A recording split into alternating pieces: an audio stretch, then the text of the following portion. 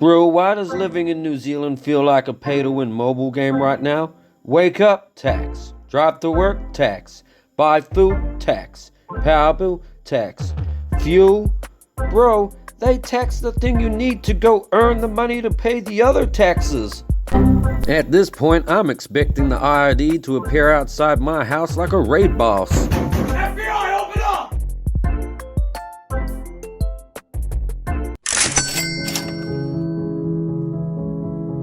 Labour always campaigns like this. Labour's number one priority is a more affordable New Zealand. Brother, a more affordable New Zealand? The working families are currently fighting for their lives against rent, power bills, and a goddamn block of cheese. Everything costs more. Food, fuel, rent, insurance, power. Existing costs more.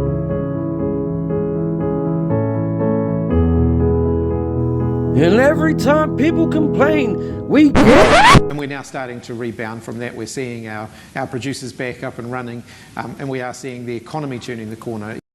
Bro, and I saw a man take out Afterpay on groceries.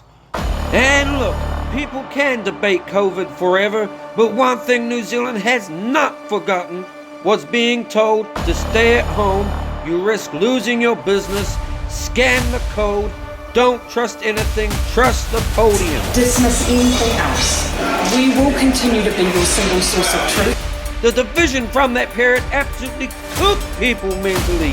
And now every politician acts shocked that half the country distrusts institutions. The Greens started as Save the Trees, Clean Rivers, Stop Pollution, and all about environmental protection.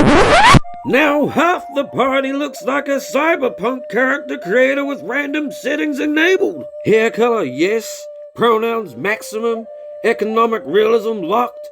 Farmer hatred, enabled. And every solution somehow becomes more taxes, more regulations, more levies, more restrictions, less farming, less driving, less industry. Bro, New Zealand is literally a farm with Wi-Fi.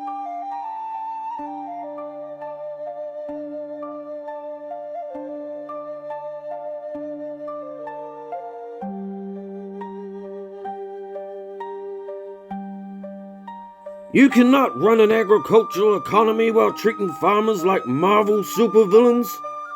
And every proposal comes wrapped in the same sentence. It's about fairness. Brother, I'm paying $18 for butter. Te Pāti Māori. This is where the internet instantly explodes, because the second somebody disagrees with them, you immediately get accused of hate, colonization, oppression, violence, historical crimes from 1843. But here's the thing, a lot of ordinary Kiwis believe. They want equal rights, equal standards, and equal treatment. And they're getting exhausted by political theatrics, making it into group versus group all the time.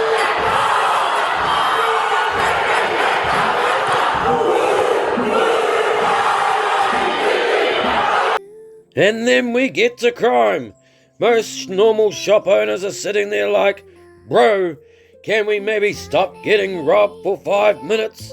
But every time crime gets discussed, actually prisons are problematic. My brother in Christ, the problematic part is the guy stealing my car.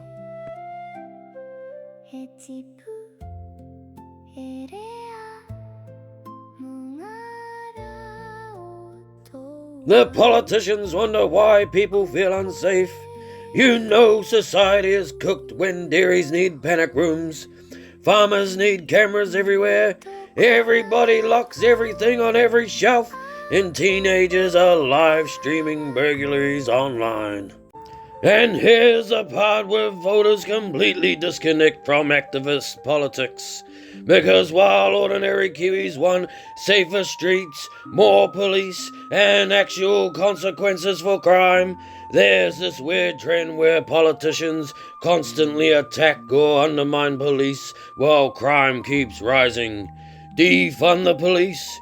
Okay, cool. Who you gonna call? The Crystals? The Healing Circle? The Interpretive Dance Conflict Resolution Squad? Because when somebody kicks in your door at 2 a.m., nobody is calling a sociology lecturer, a Twitter activist, or a restorative justice drum circle. They're calling the goddamn cops. And honestly, I don't think most New Zealanders hate paying some tax.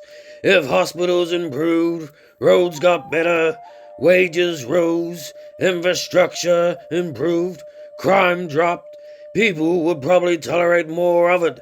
But instead, people feel like they're paying more. So there's a clue of what's to come. And for worse results. And that's what's making people angry. And I think most ordinary Kiwis are actually pretty simple. They want affordable living, safe streets, decent wages, less division, less ideology, and politicians that act like functioning adults. Instead, we got culture wars, identity politics, activist theatre, endless taxes, social media politicians, and a parliament behaving like a Twitch argument. And so far, every policy released on this upcoming election has been to do with increasing tax. Somehow, out of all of this, Winston Peters now sounds like the last normal guy left at the barbecue. At this point, I'm expecting the government to introduce a breathing levy. Anyway, sure, pay your mandatory oxygen contribution on the way out, y'all. You guys like this content? Head over and subscribe to me on YouTube. Or better yet, follow me on Facebook, Philip Conroy, or As It Is NZ Unfiltered. Sure.